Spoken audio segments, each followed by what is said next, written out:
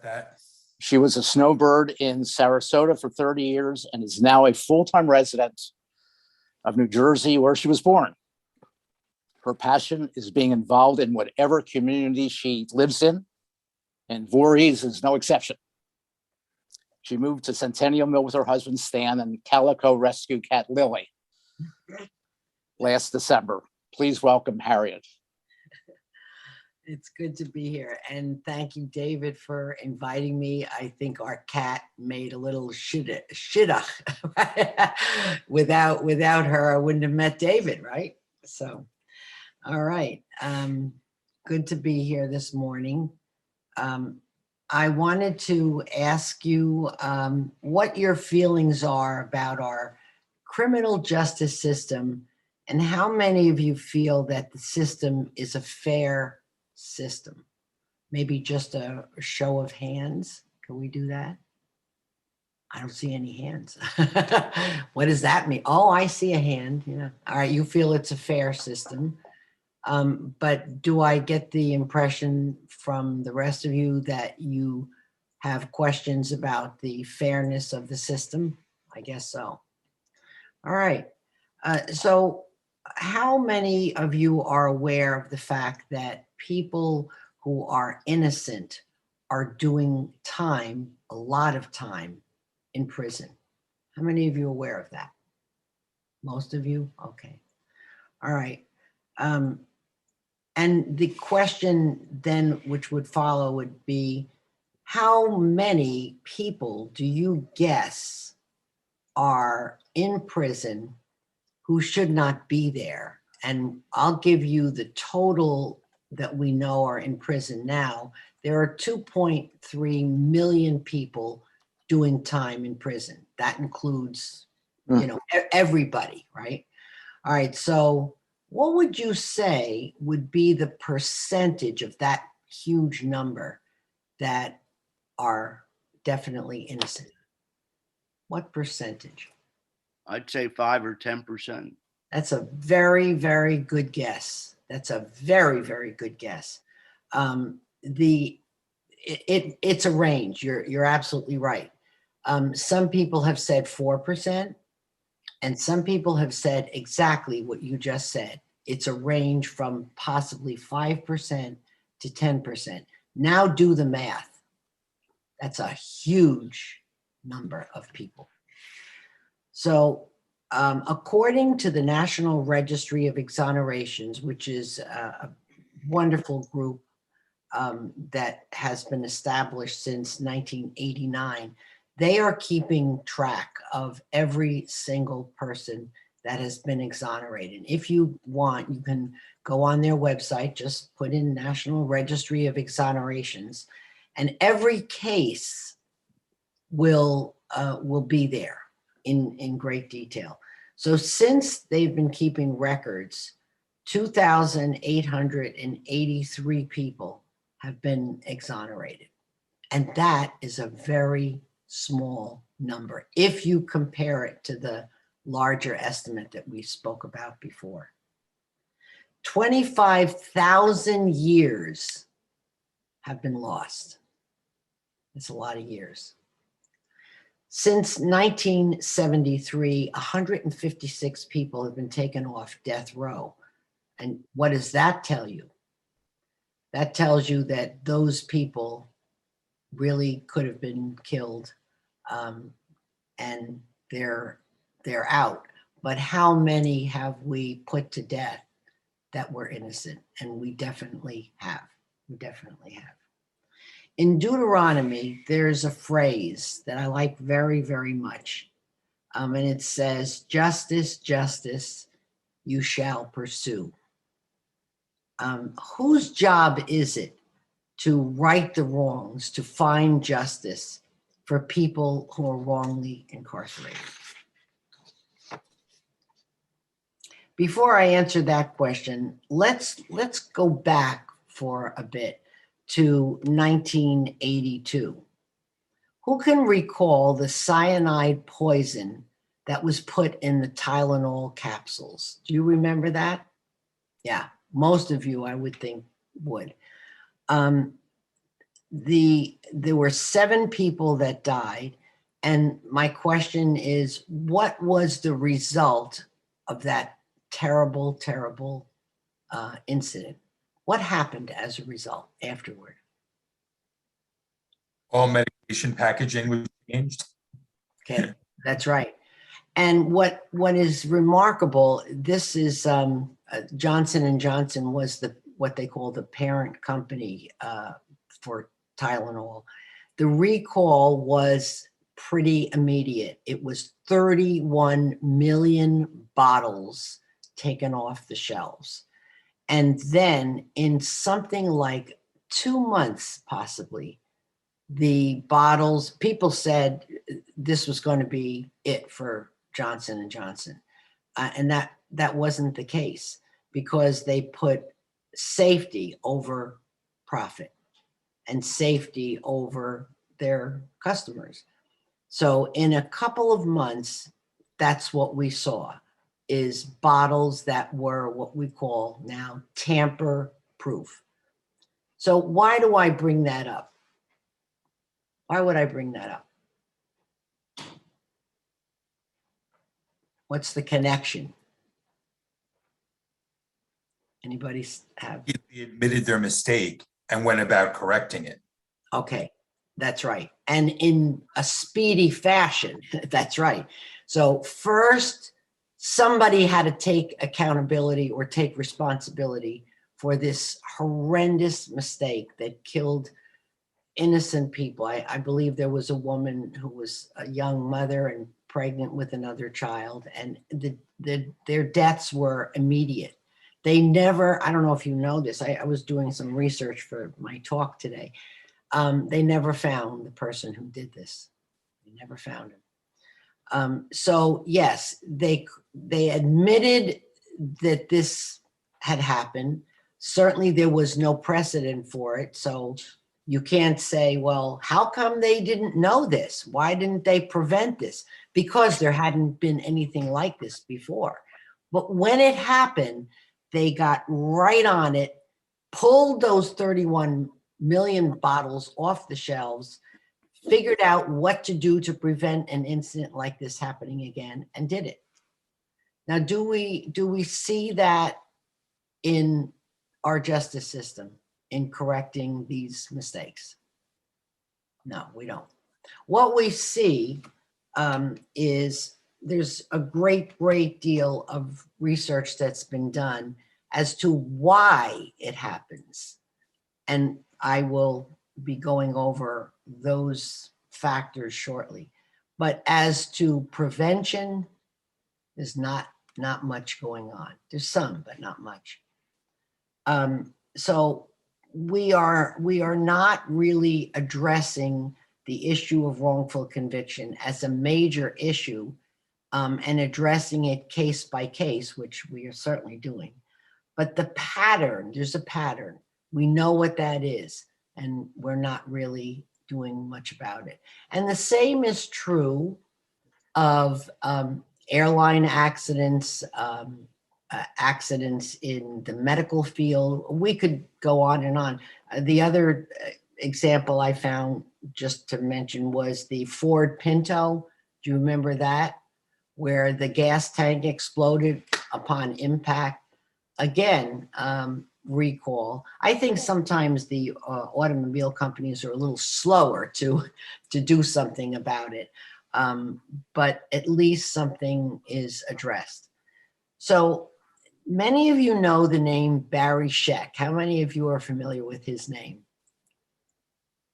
Anybody? Not too many of you? No? Oh, very interesting. How about O.J. Simpson, the dream? O.J. Simpson's lawyer, All right, there we go. Robert Shapiro. Now we woke up. Okay. Yeah.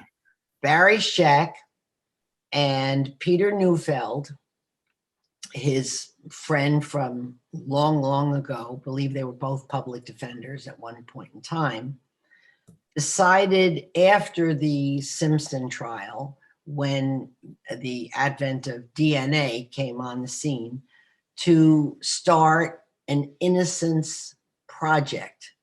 However, what most people don't know is he was not, his idea was not the first Innocence Project. And that always surprises people. The first Innocence Project was started right here in New Jersey. How many of you knew that? Probably very, very few of you. It is called Centurion Ministries, and it's in Princeton, New Jersey.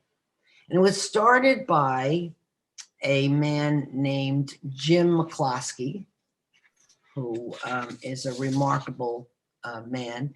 He was going to divinity school. He wanted to become a minister. And he was assigned to visit somebody in prison, several people on a regular basis. That was part of his training. And he went to Rahway State Prison. And the very first man that he began to meet with was a man who said to Jim, "I am innocent. You have to help me get out." And this guy has no law background. And he believed, this was in 1980. I guess the project began in 83, so this was prior. So I'll say maybe 1981, he began his divinity school training.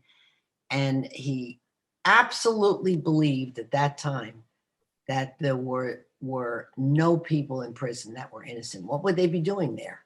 What would they be doing there? So he just couldn't believe this man.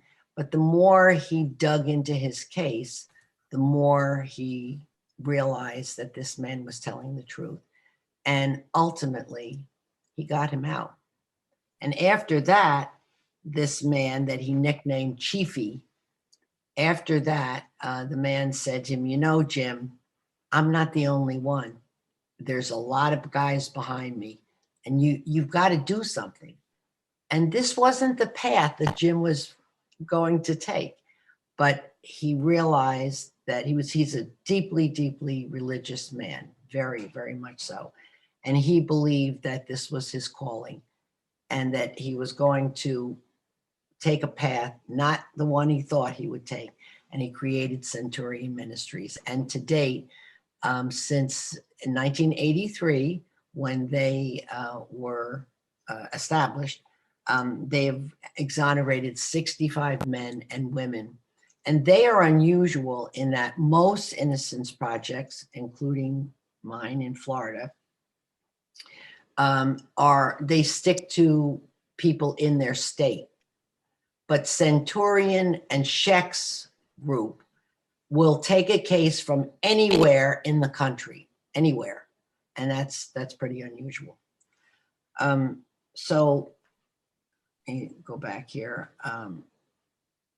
Okay, how does locking up an innocent person occur? And here I really would like some of your answers to that question before I tell you how it happens. So how would that possibly occur? If you're innocent, you're innocent. How do you end up behind bars for as long as 40 years? I have met men who have been locked up for that long. How is that possible? What happens? Harriet, can you hear me? Can you hear me? Yes, I sure can. Okay, I'm Dick Knopf.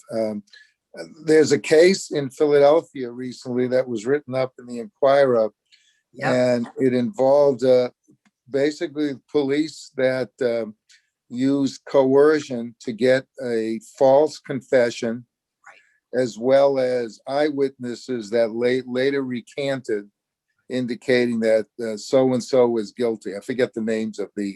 Is it Larry Walker? Correct. Yeah. And, that's not unusual here in the city of brotherly love. No. Unfortunately, we've had a lot of cases similar to that. In fact, many have been thrown out recently by the courts. Now, Larry, I'm going to jump almost to the end of my talk. I was going to mention that I have my own podcast, and I'll tell you a little bit about that later. But Larry is going to be my next guest on November 8th. Yeah, I'm very excited about having him on with his daughter, who was his advocate. Larry spent 38 years in prison, 30, and he was 22 at the time he went in. So when you think about the years that are lost, it is so deeply tragic. We all value our lives, our freedom, our ability to go where we want to go and do what we want to do.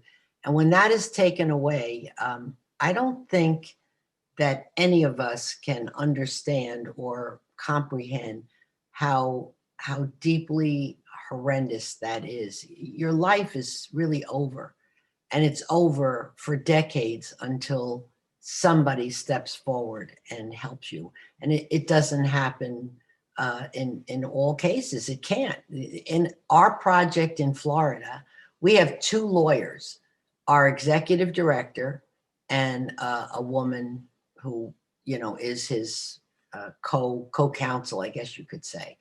2 lawyers. You know how many letters that we get? We get 1,200 letters a year, and they're working on 36 cases at the same time. I truly don't know how they do that. So Barry Scheck's project, Centurion, those are 2 big ones. But most have just a tiny handful of lawyers. And there's money involved because none of the projects charge anything for the work they do. So who pays for it? Right? So they have to raise money. And that's part of the reason that we in Florida can't hire any more lawyers. It costs money to hire them, to pay them. So, all right, so that the 2 factors that you just mentioned, false confession, and there was what we would call official misconduct. So that could be from a prosecutor, that could be from the police, anyone who is not playing the game in a fair way. What other possible contributing factors could there be in accusing someone of a crime they didn't commit and locking them up? Besides, Mistaken identity. that's number 3. Yes, that used to be, interestingly enough, used to be number 1. And now number 1, the one factor that comes up again and again is official misconduct, but witness misidentification used to be the top factor. So we now have 3. So we need about 3 more. What else? Harriet, Yes. money. Just the fact that you don't get a high-priced attorney, you get some underworked or overworked attorney to represent you. All right. So one of the factors isn't money so much as bad counsel or poor counsel, which of course ties into the fact that you can't afford a really crackerjack lawyer. Yeah. So, okay. So instead of saying money, we'll say counsel that doesn't do their job. And sometimes you as a defendant meet with your lawyer just before the trial and you spend maybe 15 minutes and your life's on the line. How can that be? But it is. And so that's another factor. What other possible factors? Witness misidentification, false confession, bad counsel,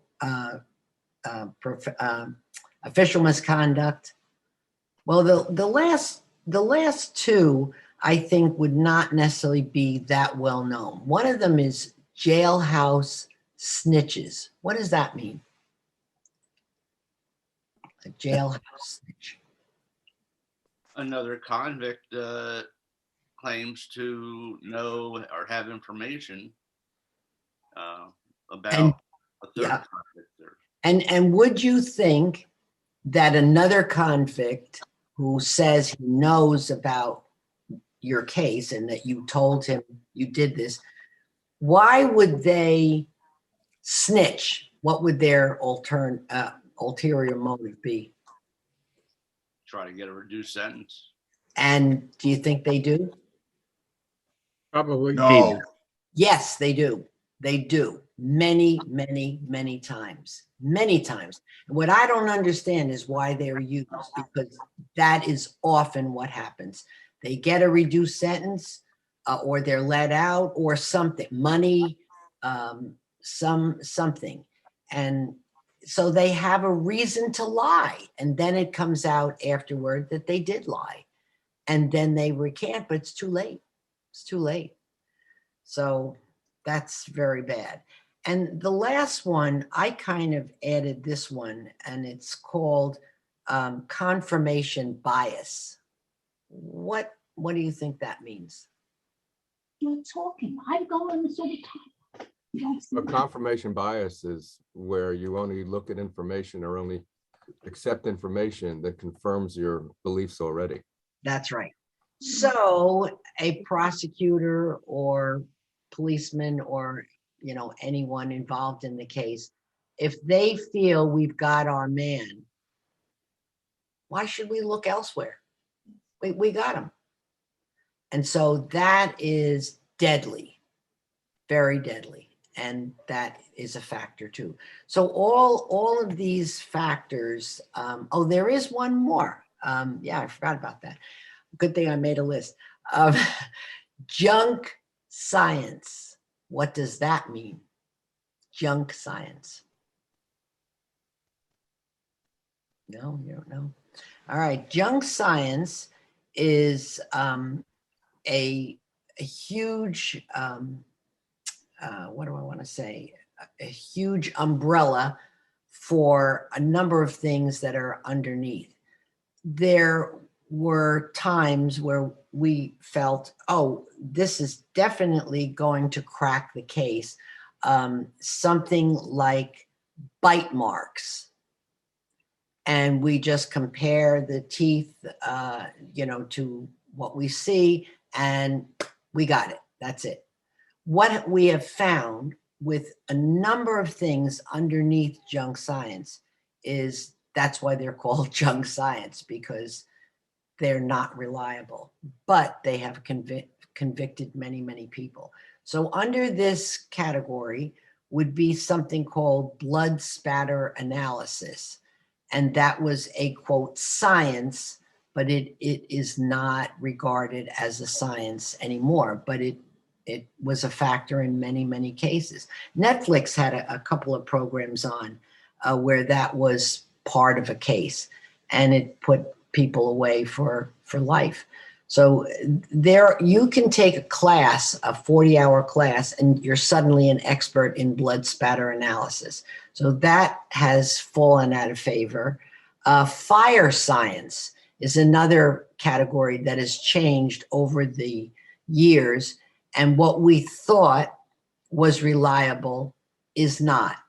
I interviewed a woman on my podcast many months ago who was convicted of arson. Her little toddler of 3 years old died in the fire. And they were absolutely certain, because of the pour patterns, P-O-U-R, pour patterns, on the floor, that she had definitely set this fire. And they gave her a long sentence, and she served 17 years. And it turned out that when they got the real fire experts, they said, no, that was not the case. And this has come up in many, many cases, this fire science. So lots of it is out of date, and now it has to be updated.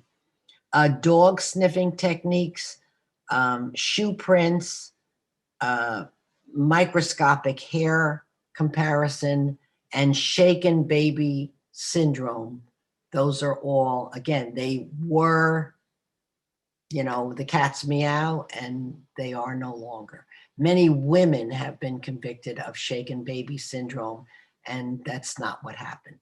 So you've got people who have served a great deal of time for these things that we have now proven to be, invalid. So those factors are very, very important. Harriet. Yes, I'm Bill Roth here. yes. I remember, and I'm gonna go back many years, it's over 50 years. I don't know if you remember when we used to do live TV, like the Armstrong Theater, Philco Theater. I I don't, once saw a program yeah, where a guy, he was, according to the program, he was in Illinois. And he was fighting for his innocence, like you said. Nobody wanted to believe him. Finally, one guy decided he's gonna take the case on. And he went after him. Then all of a sudden, as the hour's coming to the end, they go to California. And they said, and when they saw the guy that they brought out that they suspected, he was an exact duplicate of the guy who was fighting for his freedom. The state of Illinois, according to the program, let him go. And they were paying him for all the time he was in jail. What he got, I don't know. But at the end, the lawyer was interviewed for about 3-4 minutes, and he was explaining the whole thing. It was just some sort of fluke yeah. that they were able to get this guy out. So I don't know what happened afterwards because they never said anything, so and these they were, never did a follow-up. I see, yeah. And then there was another program I watched about these guys like you were talking about earlier who were, being charged falsely and so forth. And that was on the old David Susskind show. Oh, yeah. And what they said, I almost fell out of my chair. Really? That's why I think in a lot of ways, when a cop I was hoping they'd never question me on anything. But because I don't know if I would ever believe them or not. They're doing this or doing that. I would just clam up. Yeah. Don't feed me. Keep me in the chair for 20 hours. Don't let me go to a bathroom. Yeah. But but the way they were describing it, Yeah. you almost look say, what the hell's going on? Well, that's how you get a false confession when you break someone down with either, not allowing them to eat, not allowing them to sleep, all of those, especially kids, teenagers who are easily broken down because they're young and impressionable. All right. So I was going to Thank ask you. the group, thank you. Has anyone seen Just Mercy? It's a movie based on a book of the same name, written by Brian Stevenson. Is that familiar to anybody? No. All right. Well, he's my hero. He's an African-American guy, graduate of Harvard Law, and he started a group in Montgomery, Alabama that has helped to overturn many, many cases of indigent people. It's called Equal Justice Initiative. And he also created a museum there, what I would call a lynching museum. It's actually not called that. It's the National Memorial for Peace and Justice. And he's called attention to a lot of our history. And he says, we have a system of justice in the United States that treats you better if you are rich and guilty than if you are poor and innocent. And certainly that is very, very true.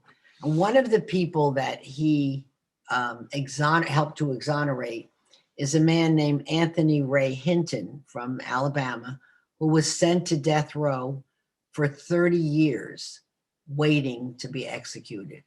And fortunately, Brian Stevens stepped up to the plate, but it took him 15 years to get him out. I met Anthony Ray Hinton at a conference of, they call it the Innocence Network. It's a conference of all the innocence projects in the entire world. And it happened to be in Orlando. So I thought, all right, we're going to go. And we were coming out of our room at the start of the conference, going down for breakfast the first morning. And two guys came out of the room right across the hall, and they had their little name tags on. And I wasn't sure where they were going because there were other conferences taking place. And I said, good morning. Are you going to the Innocence Network conference? And one of the men said, yes, we are. And he said, I just got off death row less than 2 weeks ago. And I just, I couldn't speak. I was just speechless. And he told me his story, and I just hugged him and said, I'm so glad you're here. And he is now like a motivational speaker. He's written a book, and what a remarkable man. But when you think death row is not the same as being in general population, you are literally waiting to die, and your privileges are much less than someone just doing time. So remarkable man. He never got an apology, and he never got a dime from Alabama. So speaking of money, we did mention compensation just a few minutes ago. Why would you compensate somebody for the years they spent in prison that they were innocent? Why would a state do that? Well, they lost a lot of income. Lost a lot of income. What else did they lose? The total freedom. Total freedom. Connection with their family, missing all the wonderful things that we share, birthdays, weddings, anniversaries, everything, just everything. And of course, the ability to create some sort of nest egg retirement. So in terms of compensation, right now, there are 36 out of 50 states that do compensate. The rest do not. So if you're unlucky to live in one of those states, and one of them is Pennsylvania, they do not compensate. So Larry Walker had to launch a civil suit, but the state gave him nothing. Other states, a few of them are Delaware, Georgia, New Mexico, North Dakota, South Dakota, to name a few, that do not compensate. So each state is very different. In Florida, that I know well, the statute is $50,000 for every single year you were locked up. So the man who drew me into this whole path that I've been on since 2009 is a man from Tampa named Jamie Bain. And at the time I met him, he was the only one in the nation that has spent as much time as he did in prison. He had spent 35 years until Florida Innocence Project got him out. And that's how come I got involved. I read about him, and his story just brought me to tears. I just couldn't believe anybody could be in prison that long and be innocent. And so Florida paid him $50,000 times 35 per year. So yes, he's got a lot of money. However, he was 19 when he went in, and now add 35. A lot of the best years of his life are gone. And it doesn't matter how much money they gave him. Could give him $1 million a year. It'll never bring back the years that he lost. So I think compensation should be across the board. Every state should compensate. Now Texas gives $80,000 per year, and Texas has made a lot of mistakes, so they've paid out a lot of money. In 2020, I wanted to just give you a little rough idea. That registry tracks each year. And in 2020, 129 people were exonerated, and they spent an average of 13 years behind bars. 87 were due to official misconduct and 103 to perjury. Now, we didn't even mention that perjury certainly is a factor in putting someone away. If someone lies and the lie is accepted, you're in. I'm trying to think. I just want to make sure I've covered everything I wanted to cover here. And we've got a little bit of time left. I had mentioned my podcast. I did a lot of speaking in Florida for the Innocence Project as a way to raise money. Each time I spoke, I would ask for an honorarium of about anywhere from $75 to $100. And the check, of course, went to the project. They're in Tallahassee. And I was speaking to a huge group of business people, and somebody came up to me at the end and said, "We have big plans for you." And what are they talking about? And what they were owners of a radio station in Sarasota that only does podcasts. And they said, "We want you to create your own podcast about the topic of wrongful conviction." And I said, "I don't know how to do that. I don't even know if I've listened to too many podcasts." And they said, "Well, we have faith in you. We think you'll be able to do that." And I just started my 3rd year on the air. My podcast is called Pursuing Justice. And I've interviewed prosecutors, lawyers, authors, filmmakers, many exonerees, even children of parents who have been in prison most of their lives. And it's been a wonderful eye-opener for me. I really, really enjoy it. And as I said, Larry Walker will be coming on with his daughter. And tomorrow I will interview the main lawyer at Centurion Ministries, who's been with them from the very, very beginning. So almost 40 years.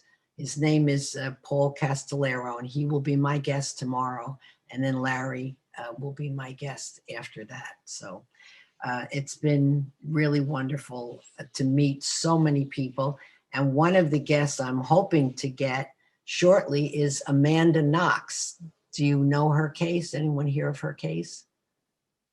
A few years ago, she got a lot of press. She was a student. Yeah, she was a student in Italy. And Yes, they try to blame her for the murder of her roommate. that is correct. And And then she was in jail for a while, and then afterwards they found the courts finally let her go. They freed her. She came back to the States, and she's been in the States ever since. right, and she served 4 years in Italy's prison, but they did find the person who did this. It was not Amanda Knox. Yeah, so she has become a big champion for the wrongfully convicted, and I'm hoping that I can get her as a guest. That would really be. I did meet her at that very same convention in Orlando. I was at a workshop with women exonerees, and we don't hear as much about women. Most exonerees are men. And the person who was running the workshop said, "We have women who are in the room here, not on the panel, who are innocent. Would you please stand?" And right behind me, somebody says, "Hi, I'm Amanda Knox." And I flipped around. There she was right behind me. So I'm hoping very much to get her. And one of the things I'm also hoping for is people in prison. I write to many, many people behind bars and get telephone calls from them as well. And they have a tablet, many of them, where they can put movies, music, podcasts, news, and it costs money. But I have been trying to get my podcasts into the prisons across the country. And I think I've just opened a door. Somebody behind that door said, "We will help you do that." I've been trying for about 8 months now, and it looks like I think I've got a way in. So that'd be really great to have these programs, aired in prison. Let me just see if I've got anything else here. We talked about compensation. Harriet, Yeah, I have a question about the, Yeah. along the lines of what you just spoke about. Sure. Who is it? Is it the wardens or somebody else who can allow that to happen? It's JPay. JPay is a huge, but I mean huge, prison is a big money-making business.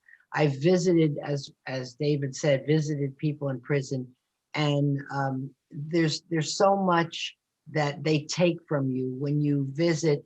They have food machines, and the food costs a fortune. It's always overpriced.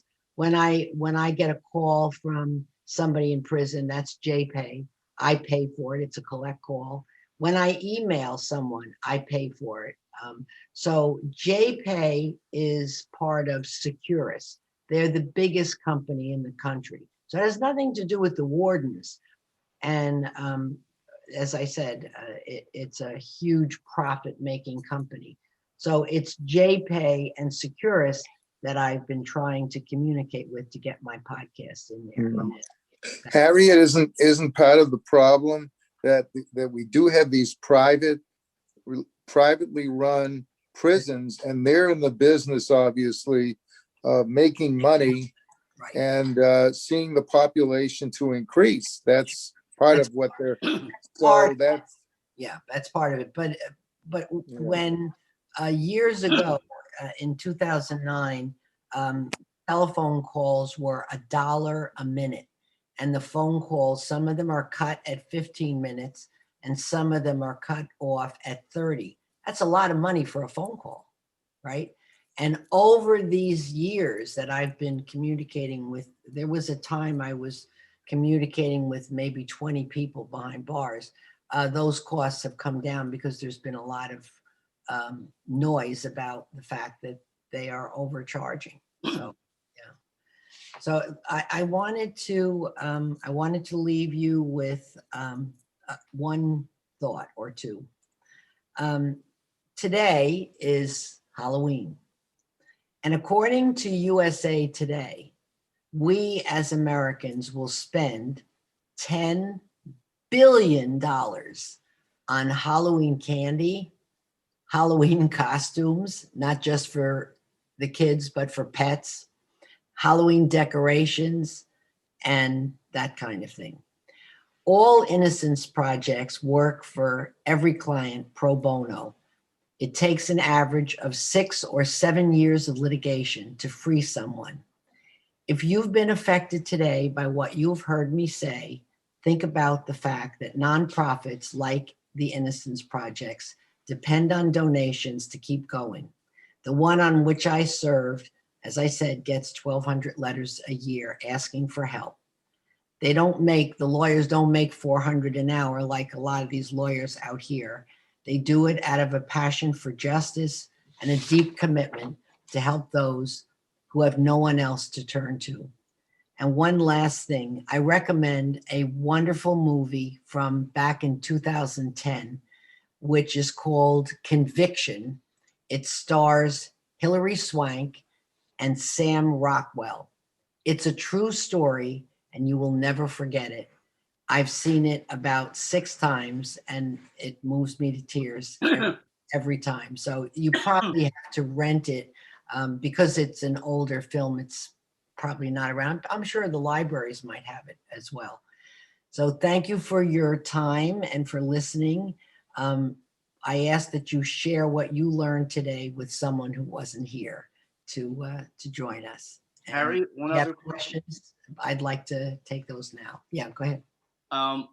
We have paid professional judges, we have paid professional lawyers, even the court reporters. When are we going to get to the point where we have paid professional jurors? Don't know. Yeah, that's a good question, isn't it? Yeah, good question. I don't know. Do you see that as an eventuality, a possibility? I think it's needed. Yeah, yeah. And when you say professional jurors, Where would they have actual training programs Training. and they have the ability to ask questions of either a lawyer or the judge. yeah, yeah, that's an interesting point, one that no one has ever raised before, but it's certainly something to consider. Yeah, that's a thought. Any other questions or comments on anything that I have said? Yes. unmute yourself. All right. Harriet, what is a similar kind of nonprofit here in either New Jersey or Pennsylvania that deals with, let's say, New Jersey inmates? Is there something here in New Jersey Well, that's similar to what you're doing in Florida? well, that I mentioned Centurion Ministries in Oh, Princeton. that's right. Yeah, Okay. they're very, very strong, very big. And I think that they have established themselves, what is it now, about 40 years. And I think they've got a nice, strong base of support, financial support. But, it's always needed because I think they probably juggle more cases than the Florida. In Pennsylvania, I just Right. interviewed a couple of people from the Pennsylvania Innocence Project. They are based, I should have mentioned them at Temple in Mhm. Philadelphia, but they also recently opened a branch in Pittsburgh. So I interviewed the reentry coordinator, and that is a whole nother area that I didn't even mention. What is it like after, let's take that man that pulled me in, the man from Tampa, Jamie, after 35 years of being in prison, how easy do you think it is to come out and join the world? No, Not easy. can't be. He was 19. He's now, he was in his late 50s. Yeah, so the reentry is not an area that a lot of innocence projects get into, but we do in Florida and Pennsylvania, definitely, Centurion, definitely. But for the most part, they don't get involved with it, and they should. But again, you need to pay someone to be a coordinator. But that is a very, very difficult area. And some of these people never really make the adjustment. It's too hard. What do you and the other projects do to help people in reentry? Well, as I said, if there is someone on staff who that's all they do, the woman in Pennsylvania I spoke to at length on my podcast, and that's all she does is help them find housing, help them find medical care, help them find a job, all the things, just even getting a photo ID, a state government ID. What if you never drove? Or what if you did drive, but you have no license now? You have to get one. So all of these things are overwhelming. When we moved here, we had to change our title to the car, our plates, our licenses, because we were Florida residents. And we spent 2 to 3 hours twice at the Motor Vehicle Bureau, and I thought I was going to lose my mind. And I don't have a problem, I'm out here. What if you never dealt with motor vehicles? So it is very much needed that someone to help make that transition. Harriet, I have a personal question. What made you move back from Florida to New Jersey? My niece, I adore her. David met her yesterday. He was out walking. She came to visit. I have only one niece by blood, and she's in Philadelphia, and she works at Drexel. And I just we both felt that at this point in our lives that the back and forth was too difficult, and that we needed to be in one place near family. And she's young; she's 29, and it's nice that she's only like 25-minute ride away. So I came back to where I started, right? 78 Nice. years ago. And I'm very, very happy. And I think one of the pluses in being here is Centennial Mill, that I realized that we moved here December 11th and knew no one. And of course, it was the middle of the winter, middle of the pandemic.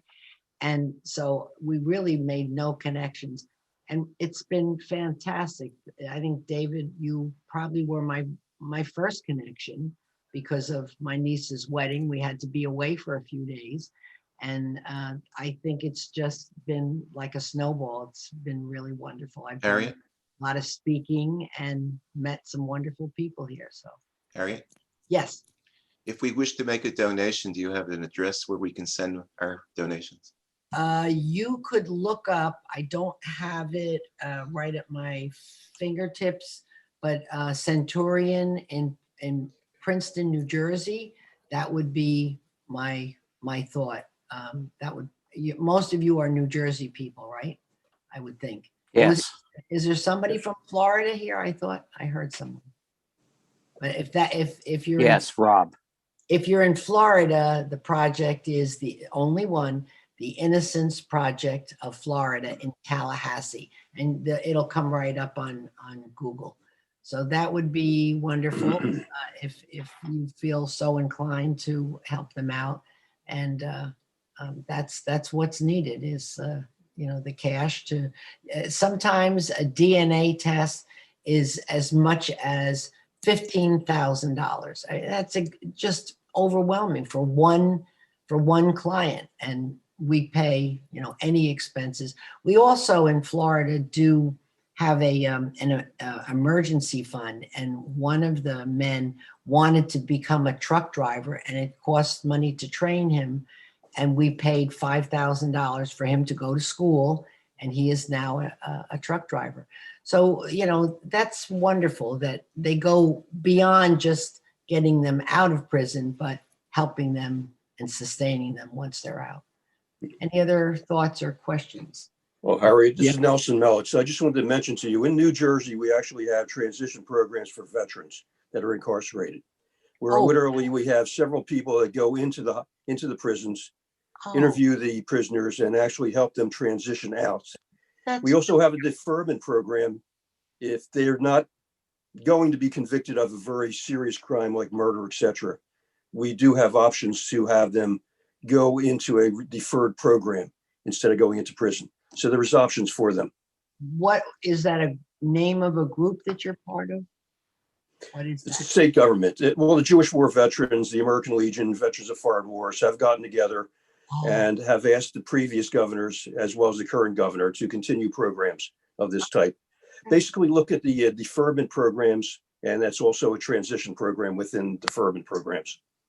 And how long has this been, going on? 7-8 years. That's great. And how many men have you helped?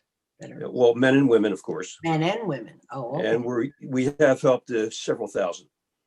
That's fantastic. That's great to know. Okay, I can put you in touch with the person that's in charge of the program. I'll go through David. Yes, do that. And I'll give you his name. And he'd be outstanding for you to speak to. That's great. Maybe my husband, who's looking for something to do, he's a veteran of World War II. He was in the Army of Occupation when he was 18. Maybe he would be interested in helping. That'd be great. Thank you. Thank you all for being such good listeners, and I loved your participation. Thank you, Harriet. Nice to be here today. Thank you. Harriet, Yes, thank you so very much. Welcome. Harriet, I've attended a lot of these men's club meetings, and I would say if you're not the best prepared, most interesting speaker that we've had, if you're not at the top, you're darn close. And thank you very much. That's very, very good. Harry, I would like to second that, because a lot of speakers, and I'm wondering what we're doing with law enforcement, because it sounds like there's a lot of pressure on the police to get convictions at any rate. So yes.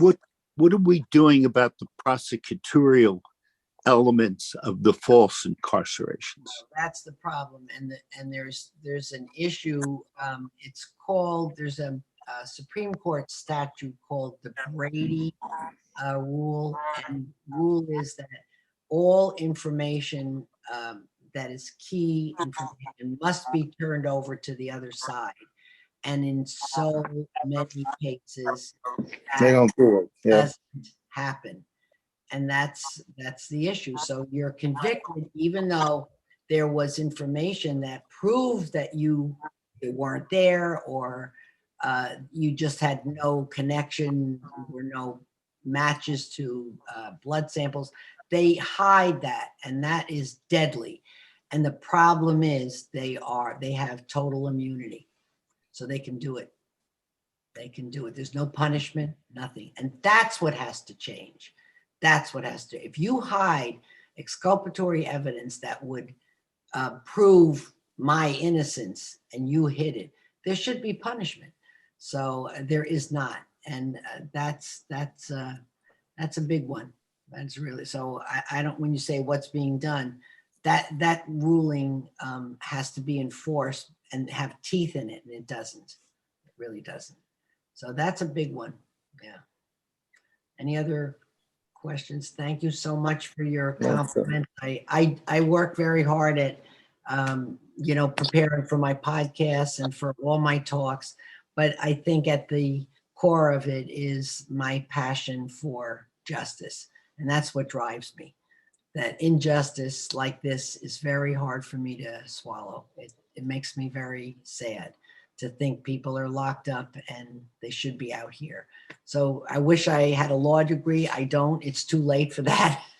So this is what I can do, right? So it was great to meet you all, and hope to see you again soon. Thank you. Harriet, it's never too late. Law degrees only take 3 years. Oh, really?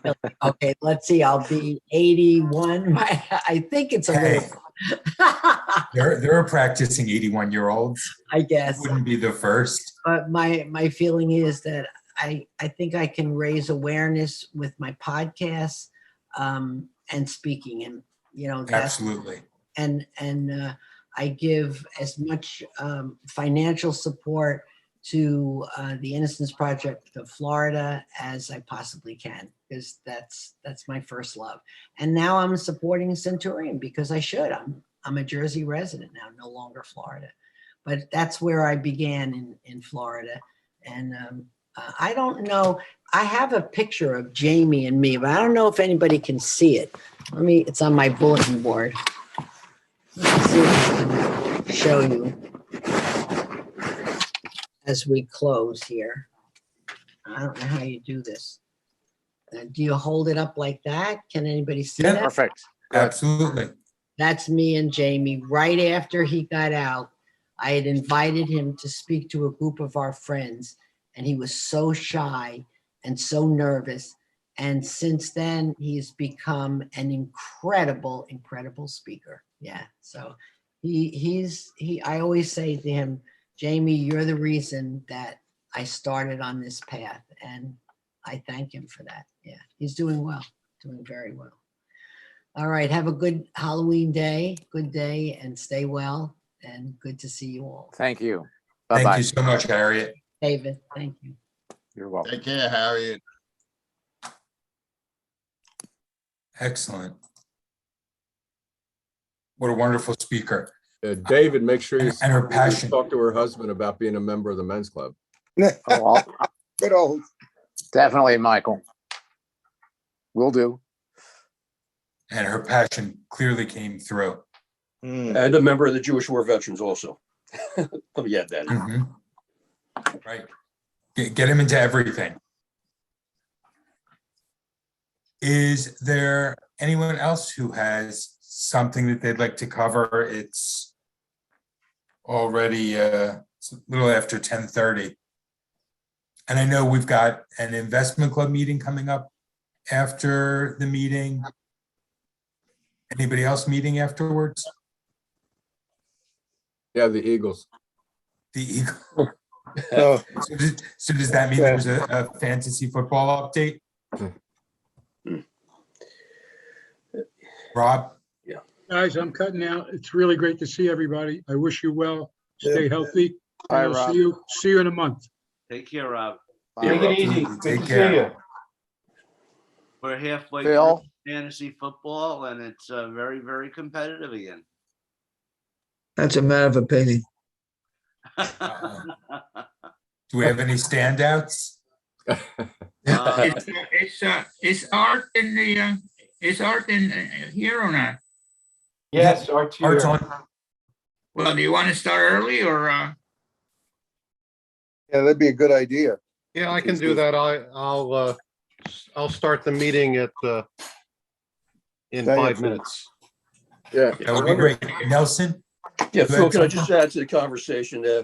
We started a program called Operation Maccabee back in 1990 with the first Gulf War. That's where we send Hanukkah cards to the Jewish troops deployed overseas as well as domestically. And we're doing the same thing this year. We missed 1 or 2 years out of the 30-some years since the first Gulf War. But this year we're going to catch up. We sent out over 10,000 cards. And actually it was Mike Perloff's idea. And I have to give him credit for it. Many years ago, he forced me to get involved in this. And we're going to do the same thing this year. What is it? We basically go to the area religious schools. We get the little kids to hand design Hanukkah cards for the troops. We get a tremendous response for the South Jersey Men's Club, for the Jewish troops overseas, especially. So again, I just wanted to keep you aware of it. We're going through the Jewish Welfare Board to send the cards with their care packages. They go out to about 400 Jewish troops that they're aware of. So again, this is just something that we're doing. You don't have to do anything on your part unless you want to put together some cards, and I'll include them in the packages, the Jewish Welfare Board. But it's a fantastic thing that we do for somebody that may be away from home. Thank you. If I may add on to that, Nelson, if any of you have somewhere in a drawer or in a closet, boxes of Hanukkah cards, we could use them, because there's times when we have live meetings that we'll have them out for people to sign. So if you do, please contact either Nelson or myself. All right. Absolutely. I just pulled up bulk Hanukkah cards on Amazon, and I think I'd be happy to buy a bunch of Hanukkah cards for you, or the men's club can buy them. That's very nice of you. I actually have about 1,000 cards in my garage from last year. Okay. But for future years, if you want to send them to me, or you want me to pick them up at the JCC, I'll be happy to do that. Okay. Never mind. I thought maybe if you just needed cards for people to sign, that was an easy fix.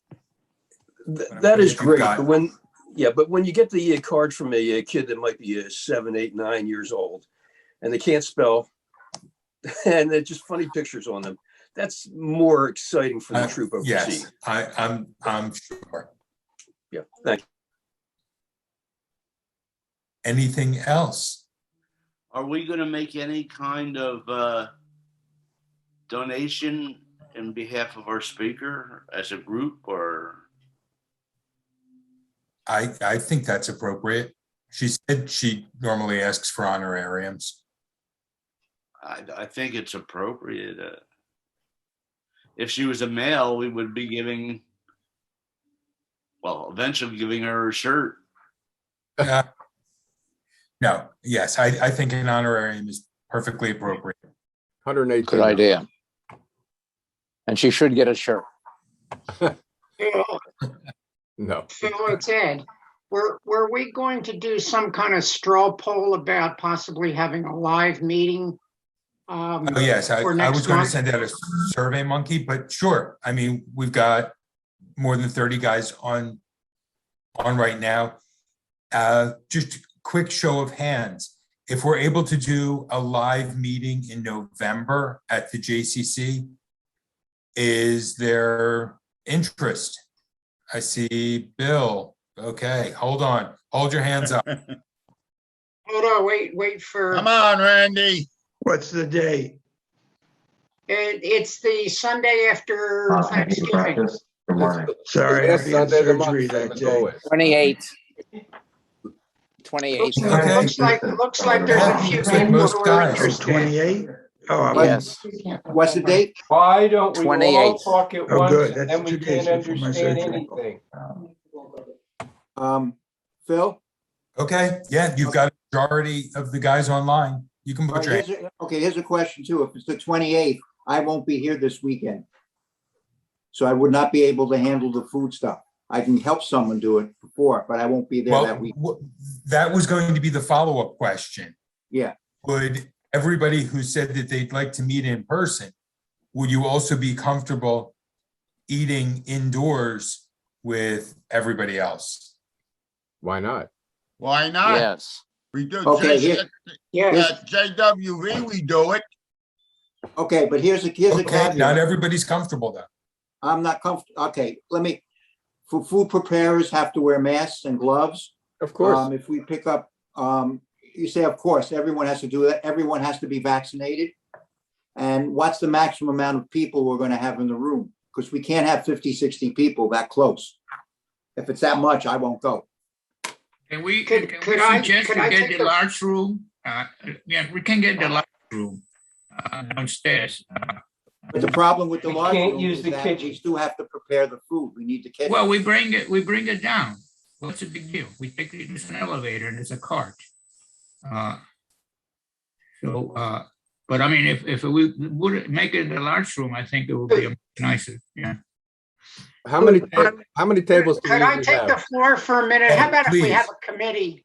How about if we have a committee appointed to work out the details? I think they can be worked out. I've done a little bit of the work already. And why don't we get a committee? I'm sure we can make everybody comfortable, or 90% of the people comfortable with the arrangements, whether it be spacing or gloves, masks, food, whatever it is. So I'm willing to serve. If we have any other people who are willing to serve on a committee, maybe we Yeah. could have a committee. Yes. Terrific. Phil? Okay, we've got Mike Perloff, Rob Levine, Rich Moskowitz, Dick Knopf, David Schwartz, Marty Raffner. All right, hang on. Can I write them down?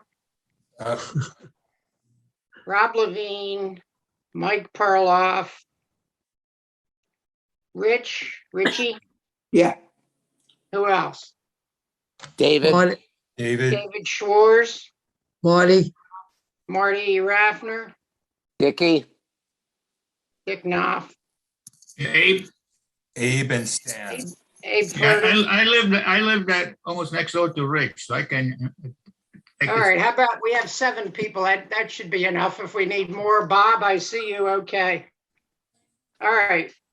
Let's see if we can get together. I'll see if I can organize something on a Zoom and we can talk about some of the arrangements. As long as and I they- assume, All right. and I thanks, assume you're guys. gonna have a Zoom meeting is available for those who don't want to come. Well, that's Well, going to be. that's part of the arrangements. I spoke with Nelson the other day, and Nelson said he's been able to work that out with his JWV meetings, and it works fine. They've had people live and they've had people at home on Zoom. So I think Yes. between the two, I think it's doable. I've done some exploratory work on it, and we'll work on it. Let's see if we Great. can get it done. Good. Yes, and Mike also confirmed that the Wi-Fi should be sufficient. Right. Now, as long as Ed has the floor there, we have altogether about 20 different guys that have helped in one form or another with the Jewish Family Service and the food bank. Ed, they just had a grand opening. Could you just take a minute or two and tell us about it? They had a grand opening dedication on last Thursday, where they basically it was thanking the support, especially Peter and I forget his wife's name, Fisher, who it sounds, I don't know the exact financial arrangements. Sounds like he put up the money for the building or something close to that. And they've got, besides the food bank operating or food pantry operating out of the Carriage House, which is behind the building. It's 6 East Miami Avenue in Cherry Hill. It's right on Kings Highway in Miami. There's a house and then a carriage house behind it. The carriage house is devoted strictly to the food pantry. And the house itself has I believe 2 suites for counseling. So there's people, I don't know if they're social workers or exactly what their title is, but they have offices there and they meet with clients. And they had the mayor and everybody else in Cherry Hill who was of any importance, and including the Haddonfield mayor, and Jim Beach was there. It was a nice ceremony. And they affixed a mezuzah. Rabbi was there, affixed a mezuzah to the back door. If you have a chance, stop by there and have a look. I'm sure Donna Brocker is in charge of the food pantry portion. I'm sure she'd be glad to see you, and especially the guys who, put all the racks together. We did get some acknowledgement during the ceremony of our help with getting it all set up and so forth. And some of us are working there every week to stock shelves, make sets for delivery, deliver food and so forth. Anybody who would like to participate, if you will call me or Bob Greenberg, Mike, and say, hey, I'd like to participate. And we work there every Thursday for a couple hours. It's not a big deal. But I know they appreciate our help, and we've been very appreciative of our help. That's about it. Thank you. Well, a sincere thank you to all of the guys I'm frozen. Contributed over the years to the food pantry. It's a truly worthwhile cause. Anybody else? Any other issues, comments, questions, concerns? Well, the speaker next month is going to be Dr. Corin, Dr. Philip Corin from Cooper Hospital. He's a cardiologist, and it's our once-a-year men's health program. He's going to talk. He's going to talk about up-to-date procedures available today. Did you send me any information on that yet, David? I'm going to do it tomorrow. Yes, I will. Okay, good. And I guess Put we'll it have to this see. way, he's a hell of a doctor. I used him when he was part of the Heart House, but when he left, I stayed at the Heart House. So I will say you're gonna have a good speaker next month. We'll just have to see if he's willing to come in person, or if he's going to be. He will. He will. He will. Perfect. Yes. Very good. David, Yes. I'll take care of Harriet's shirt. She lives across Okay. the street from me. All right, fine. Thank you. You gonna give her the shirt off your back? She'll like that. And you can save on postage. So Rob, you're gonna give her the shirt off your back, huh?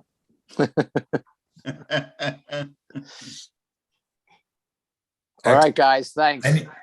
Yes, thank you all. If there's no good and welfare, no other announcements, then I'll make one final announcement. I became a grandfather again for the third time through my son, Evan. He had a little girl named Rebecca May. And that will be her name. Mazel tov. Mazel tov. Happy Halloween. And I have some good and welfare as well. Yes. Please. And Yes. that's that my significant other, Elaine, came through her cancer surgery very well. Oh. She's got the results of the biopsy, and there's no sign of any cancer left. So at this point, it feels much better. Oh, that's Although she still has about another 4 or 5 weeks of recovery. How are you doing, David? Well, I have surgery on the 30th. That's why I asked for the date for the next meeting, 30th of November. So, there's No, always you there's yourself, always your something. health. Yeah, there's always something. So I've got lots of doctors still. Gentlemen, Like me, ton of doctors. Gentlemen, I do want to report Barry Adler had a little bit of a setback. He's recently moved to Lionsgate with his wife Muriel, and he is currently in Kennedy Hospital. So if you want to send a card, I can I can send around the current address. He's no longer on Thornhill Road in Cherry Hill. Yeah, But send Ed, send it to me, please. Yeah, me too, Ed. yeah, I'll send it out. Okay, Thank you, Ed. Well, everybody, again, have a wonderful Halloween. Enjoy the day. And I'll probably see some of you in the investment club meeting in a few minutes. Bye-bye. Thanks. Or Thank at your you. door trick or treating. Don't come by my house. Same thing here. Don't come by my place. You got it right, Take Ken. care, everybody. See you around. bye-bye. Take care. Bye-bye. Bye-bye. Bye, everybody.